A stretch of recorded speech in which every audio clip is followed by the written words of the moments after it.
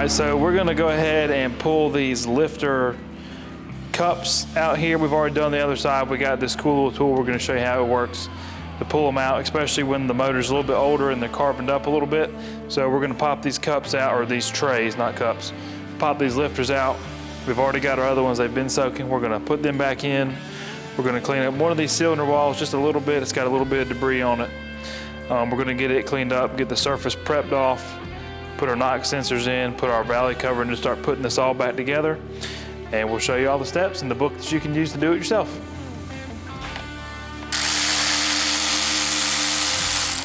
I hate to get a pair of gloves dirty, it's right off the rip. All right, so this is the hydraulic lifter removal, or hydraulic roller lifter removal tool right here. It's a performance tool. You can probably get it at Advance. We got it off Amazon. It is a W84004. Basically how it works is you thread this in. As it works its way down, it spreads these little lips out here. It hooks onto the inside of the lifter, and you just use this slide hammer to back it back out. I tried vice grips, channel locks, none of it was working, so this little $20 tool, and it makes it way easier to get these out. So you can just tap it, get it tight.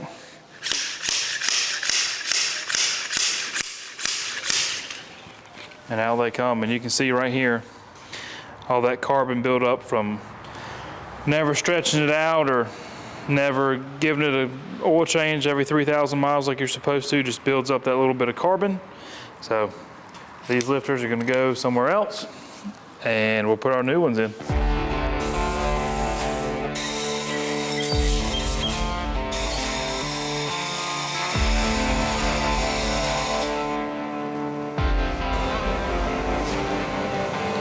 I know more than this, to turn the wrench.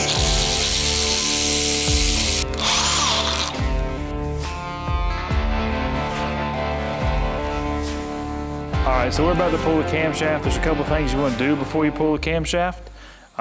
If you look right here on this timing set, you have a dot here and a dot on your crank. What that does is keep your crank and obviously your camshaft in line. So what we've done is we put the crank bolt back in here, spun the motor around, got cylinder 1 to top dead center. So what that means is the cylinder's at the piston's at the very top of the cylinder, it's max travel. And if you look right here, it's already set at top dead center because the gears line up. So we're gonna put it back together the exact same way with our new camshaft, our new timing set, and then we're gonna throw our new oil pump on. We're gonna torque our windage tray down, throw our lifters and everything in there, and you'll see all that. And like I said, at the end of the video, we'll show you the book that we use to go by this stuff to keep all the torque specs and everything right. Follow along.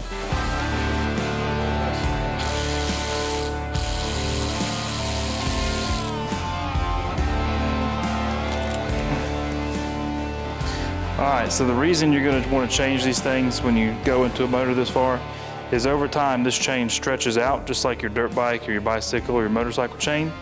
So it'll get slack in it, and on the older 350s especially, they would do what's called jump timing. So where those dots were on this one when we were taking it apart, the dots will move. They're like, if the other one was right here and they were lined up, one would be way over here, so you'd get a lot of misfires and a lot of other problems. So it's a really good practice, as cheap as a timing set is, to go in whenever you're in this far and just change your timing chain. Oil pumps are pretty cheap, so we're gonna go ahead and change that too, just to be on the safe side. Of course, we're gonna go back with factory GM oil pump, just to avoid any issues or anything like that. This right here is your cam retention plate. Just holds the camshaft in, keeps it from falling out of the front of the motor. And of course, you got one on the back that keeps it from coming out of the back of the motor.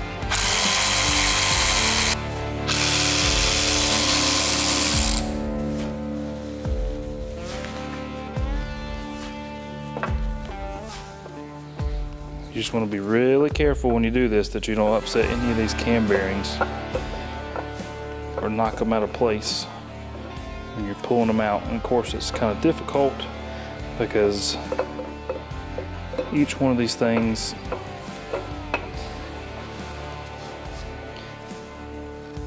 each one of these lobes, at least, that rides on the lifter, on the rockers and stuff, all different sizes and wobbly. So we're just gonna get this last one through right here, and that's it. This is your camshaft, and as you can see right here, It's got all these different lobes and grounds on it. That's why they call it a bump stick, because it's got all different types of bumps. So the more aggressive these bumps are, the more chop you have. So we're going back with a 1.5 stage Summit truck cam. So it's going to have a little more lope to it, sound a little beefier, a little more muscular. That's it right here. All right, so these are the two books that I used to do the LS swap in the Blazer. Right here we have the how to swap LS into pretty much anything. And then this one right here is just good for all LS engines, pretty much just how to build and what to modify on LS. So this has all of our torque specs and everything in it. Of course, that's what we're going to go by. So we're just going to give it a quick reference, make sure we have everything the way we think we need to. We're going to lube the camshaft up, slam it in there, put the cover plate back on, put the new O-ring in it, and then we're just going to start going basically reverse course and start sealing everything back up, putting the heads on, putting the lifters in, putting the push rods in, all that sort of stuff. You got to put the lifters on these LS motors in before you put the heads on. It's a little different than a small block 350. So we're going to look through here, make sure we're on the right track even though we know we are, and we're going to go on from there. Right here is Christmas for adults.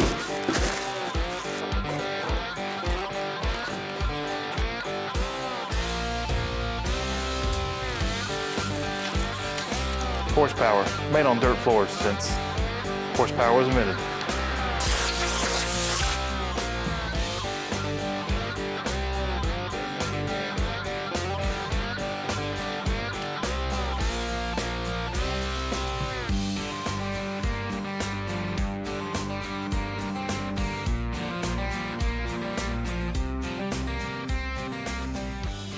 The first ones are always easy, and of course, the further you go back, the harder it is to line them up. You just want to take your time. Keep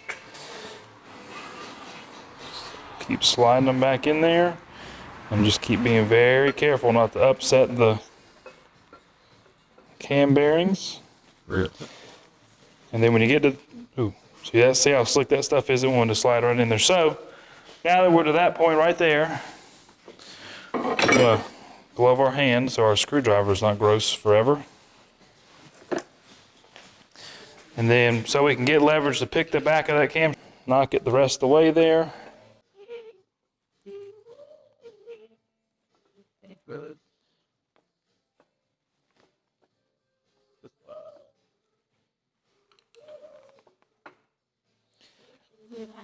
I really don't know how you could possibly knock a cam bearing out unless you just straight ramrodding that thing in there.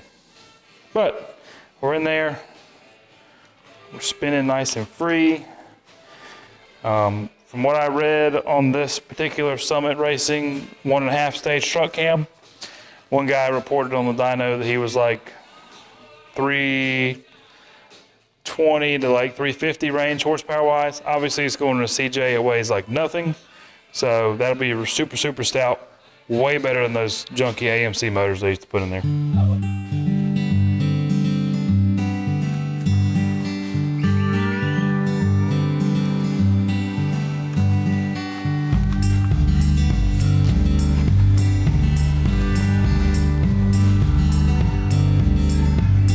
All right, so when you put these on, what I just figured out is the flat sides indicate that the roller's going the right way.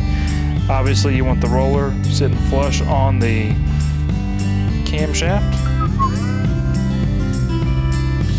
Not gonna lie, this cold oil feels kind of good on my hands when they're in a glove.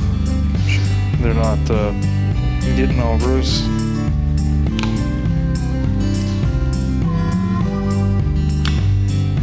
All right, so as you can see right here on these lifter guides, it has these little notches. That's what helps you make sure that your lifters are aimed right with the little roller on the camshaft. So we're just going in and putting all these guys in here.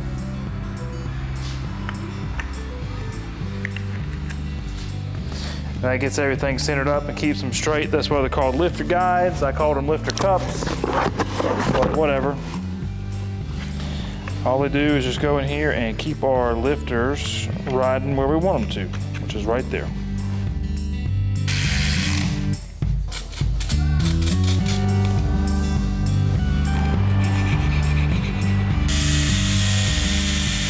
right, so what we just did is we just took the grinder, ripped it down this head bolt, and basically put a gap in it. What we're doing is we're gonna chase all the thread holes for these heads, because these are torque to yield, so we're gonna go around through the torque sequence, then we're gonna degree them, and then we're gonna degree them again. So if you don't get the threads cleared out, you're not gonna get the right torque yield, and then you can also break one off if you have a bunch of debris down in there. So we're just gonna take this thing in there, thread it, run it in and out with the impact a couple times with a little bit of oil on it, get everything cleaned up so it goes nice and clean in and out of the hole when we go to torque it to yield it.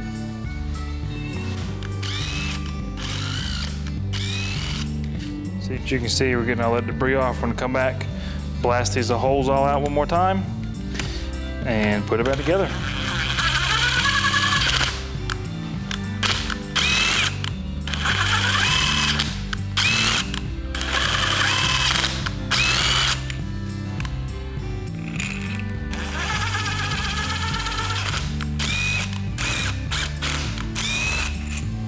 All right, so what we have here is a knock sensor and the seal for it. So what you do is this seal right here slips down on there, and then you put the valley cover in and it sits in there and seals it off. This is your knock sensor, and it helps the motor know when it's knocking and sensing knocking, and what it does is when it senses knocking, it adjusts your fuel and your timing to make it stop knocking. Feels tight, it's right. All right, so we got our knock sensor in. We're gonna drop our valley cover in here. We'll get it torqued. We'll plug in our knock sensors in here. And then we can put our head on with our head gasket, drop our push rods into our lifters, and get everything over here degreed, get the timing chain in, and we'll be good to go. But that's our valley cover, so it's starting to come back together. It's going from a short block to a long block to a complete motor and back into the truck. Obviously, we got everything set at top dead center like we need to. So obviously, when you go to put a head back on, you're going to have this surface clean. We wire wheeled it. We're going to go back and scrape it with the razor blade, and then we're going to wipe it down with brake cleaner to neutralize all the oil. Then we're going to wipe it down, do it again. Right here, you have your little dowel pins. That's what holds the head on there and aligns it. So you'll get your head gasket, it'll go on right here. You'll put your head back on, it'll kind of steady up right there. And then you just start putting your bolts in. There is a sequence which will pop up right here. And then you just follow the sequence. You're gonna do torque first. These are torque to yield, so you torque them, you degree them, and you go back around and degree them again, and then you're good to go.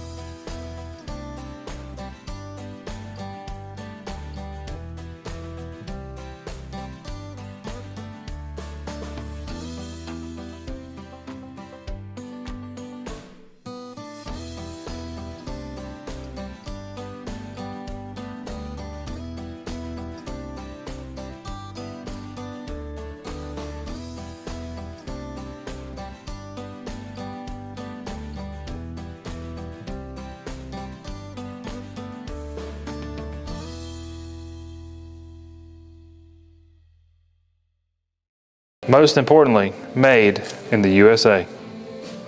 Just like me.